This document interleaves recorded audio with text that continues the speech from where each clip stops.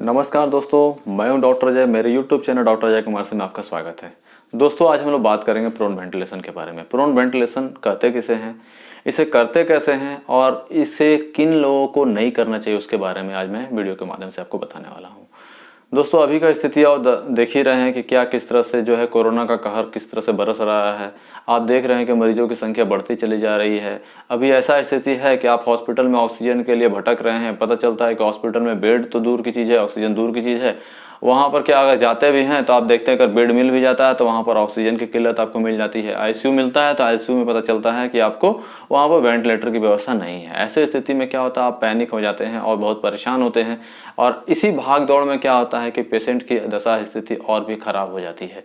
दोस्तों, कुछ अभी जो मैं आपको जो टिप्स देने वाला हूँ, अभी जो मैं प्रोन वेंटिलेशन जो बताने वाला हूँ, उसे आप अगर घर पे अगर समझ लेते हैं और अगर घर पे करते हैं, मरीज को अगर कराते हैं, तो मैं समझता हूं कि इससे जो है बहुत हद तक आप ऑक्सीजन लेवल को मेंटेन कर सकते हैं और पैनिक होने से यानी कि परेशान होने से आप बच सकते हैं। तो दोस्तों, आज मैं जो वीडियो के माध्यम से बताने वाला हूं, सबसे पहले क्या है कि प्रोन वेंटिलेशन कहते किसे हैं, होता क्या है। ये प्रोन वेंटिलेशन का मतलब क्या होता है कि प्रोन पोजीशन में ये सोने की एक विधि है। प्रोन पोजीशन यानी कि पेट के बल सोने की एक विधि है जिससे कि ऑक्सीजन लेवल को बढ़ाया जाता है। ऑक्सीजन लेवल को आप प्रोन पोजीशन में सो करके आप अगर सोते हैं तो धीरे धीरे करके क्या होता है कि आपका ऑक्सीजन लेवल बढ़ने लगता है। लेकिन उसकी भी एक स्थिति है, किस पोजीशन में सोना है, किस पोजीशन में आपको नहीं सोना है। ठीक है, तो दोस्तों आज मैं प्रैक्टिकल वे में आपको खुद करके मैं बताऊंगा कि किस पोजीशन में सोना है और कैसे आप अपना ऑक्सीजन लेवल को बढ़ा सकते हैं। तो चलिए दोस्तों, हम लोग उसको शुरू करते हैं। सबसे पहले क्या करना है, 3 पिलो लेना है। आप देखिए दोस्तों, सबसे पहले क्या है कि 3 पिलो, 1 2 3। एक पिलो को क्या करना है, पैर की तरफ रखना है। दूसरे पिलो को क्या करना है, पेट के पास रखना है। अब क्या है कि दोस्तों, आप मरीज को इस पोजीशन में भी नहीं सुला सकते हैं। पेशेंट को आप इस पोजीशन में भी नहीं सुला सकते, ये भी गलत पोजीशन। अगर आप पेशेंट को ऐसा सुला रहे हैं तो ये भी गलत पोजीशन है। पेशेंट को इस पोजीशन में भी नहीं सुला सकते हैं। अगर इस पोजीशन में अगर सुला रहे हैं तो भी उससे उसका ऑक्सीजन लेवल नहीं बढ़ेगा। उसके ऑक्सीजन लेवल को अगर बढ़ाना चाहते हैं तो उसको प्रोन पोजीशन में सुलाना होगा। प्रोन पोजीशन यानी जो अभी मैं आपको प्रोन वेंटिलेशन के बारे में जो बात कर रहा था, तो उसके लिए पेशेंट को कैसे सुलाना है, पेशेंट को आपको इस पोजीशन में सुलाना है। आप देख सकते हैं कि पेशेंट को इस पोजीशन में, कहने का मतलब है कि सर के नीचे एक पिलो रहेगा, पेट के पास एक पिलो रहेगा और पैर के पास नीचे की ओर, जिसमें कि पैर हमारा देखिए आप देख रहे हैं एलिवेट है, उठा हुआ है पिलो के सपोर्ट से।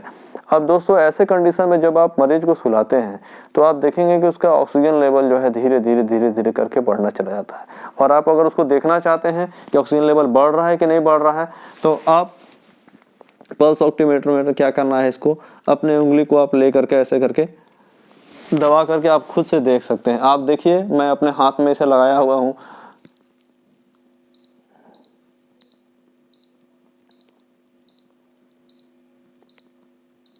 आप देख सकते हैं ये 98, 99, 97 से शुरू हुआ, 97, 98, 99 तक चला जा गया है। आप देख सकते हैं ये बढ़ रहा है। दोस्तों, इस प्रक्रिया को आप करके आप अपने पेशेंट का ऑक्सीजन लेवल बढ़ा सकते हैं। और एक चीज, इस पोजीशन में अब लोग पूछते हैं कि इस पोजीशन में कितने देर तक सोना चाहिए।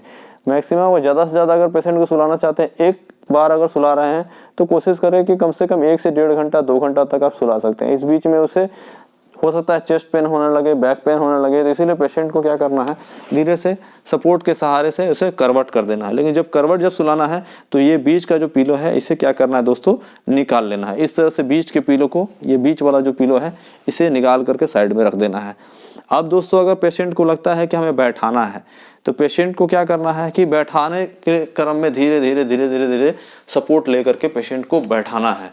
अब होता क्या है कि दोस्तों, पेशेंट को सडनली कभी भी खड़ा नहीं करना है। लोग क्या करते हैं कि सडनली पेशेंट को क्या करते हैं, कभी कभी खड़ा कर देते हैं, या पेशेंट को कहीं अगर बाथरूम ही जाना है या कभी उन्हें बैठा कर खिलाना है तो कोशिश करना है ऐसे कंडीशन में पहले साइड लाइन में लाना है, यानी करवट में लाना है, धीरे से पेशेंट को बैठाना है, बैठाने के बाद फ्लैक्स पोजीशन में रखना है।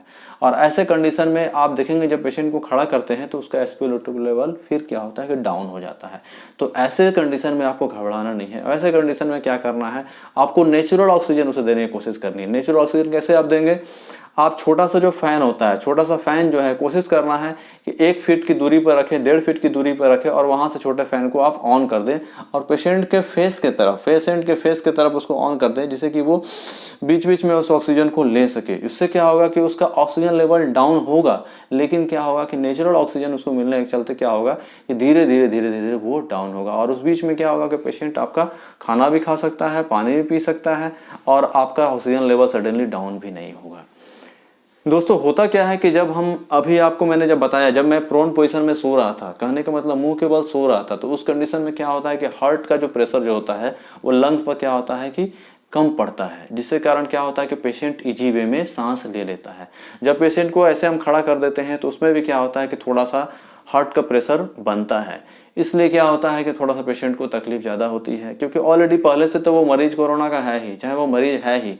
उस कंडीशन में क्या होता है कि अगर ऐसे आप अगर सुला देते हैं मरीज को, तो उस कंडीशन में क्या होता है कि 15 से 20% क्या होता है कि हार्ट का प्रेशर बढ़ जाता है। जब अगर सुपाइन पोजीशन में अगर इस तरह सुलाते हैं तो उस प्रेशर के कारण भी क्या होता है कि पेशेंट को सांस लेने में तकलीफ होती है और उसका ऑक्सीजन लेवल डाउन होने लगता है।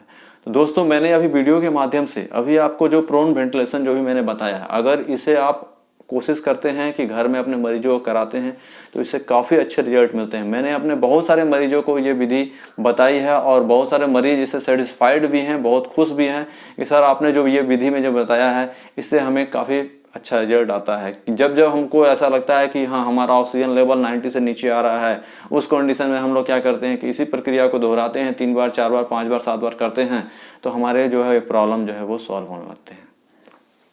अब दोस्तों बात आता है कि किन्हें नहीं करना चाहिए। ये प्रक्रिया जो है, जो प्रेग्नेंट वुमेन है, लेडी हैं, उन्हें नहीं करना चाहिए, या जिनका स्पाइनल कॉर्ड इंजरी है उन्हें नहीं करना चाहिए, या फिर जो कार्डियक पेशेंट हैं उन्हें नहीं करना चाहिए।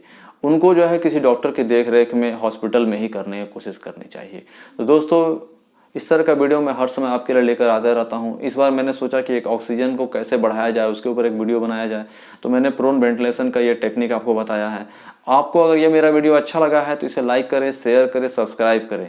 कोशिश करें दोस्तों इस वीडियो को ज़्यादा से ज़्यादा लोगों तक पहुँचाएँ। अगर नहीं, इसमें कोई पैसा तो आपका लगता नहीं है, और कोशिश करें कि घर में भी सीख करके आप भी कुछ खुद कोशिश करें और अपने मरीज को भी कराएं।